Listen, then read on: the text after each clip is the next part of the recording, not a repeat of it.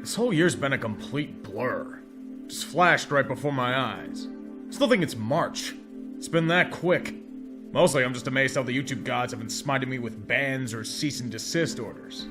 In the land of not Lord Tree, first of his name, son of the Peeing Willow, it's been a relatively humdrum one for the channel.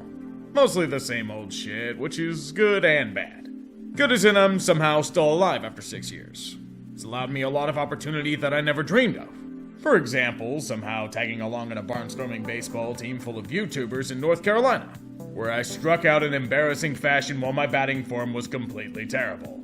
I had a damn good time though, so that's all that matters in the end. Bad as in things feel like they aren't evolving. And unfortunately, if you don't evolve on this platform, you die. I'm seeing my numbers and growth start to drop to a trickle. I'm not stupid. It was bound to happen someday. It happens to all of us, but you don't want this shit to end. Then the questions start racing about if you're falling off or not doing enough or you just suck or getting stale, and then you just lose your mind. Then you want to do a million other things and don't have enough time to do them, and then the vids become the equivalent of an MCU feature and it just becomes a clusterfuck. It's a complex feeling, but enough about that.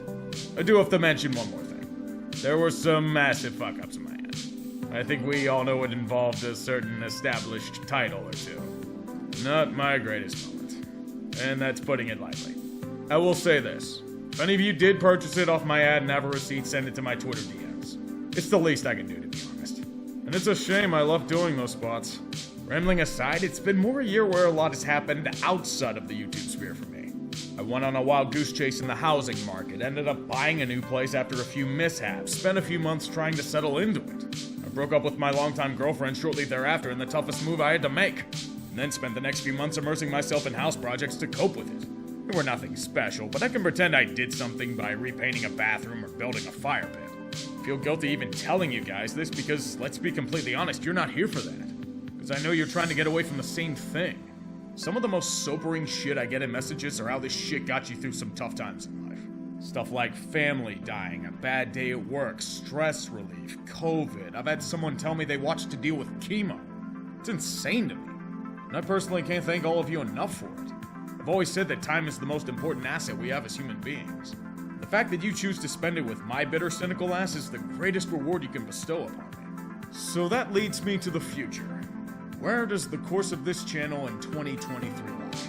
I've always taken the stance of merely going where the wind takes me, and it's treated me well. But at this point, I feel like I'm at a crossroads. This is in a lot of factors in my life. YouTube as a whole is changing, and it's changing rapidly. I've always been under the mindset of adapt or die. That's why I've been trying the shorts aspect out to middling success. This is what YouTube pushes to make channels relevant. It's what you have to chase, you die. Even then, I don't know if it's just because I'm trying to chase everything, but I feel like I'm burned out. Started feeling it a bit during the last football season and it never really recovered. And while it sucks, it's in these times where I have to take a step back and reflect.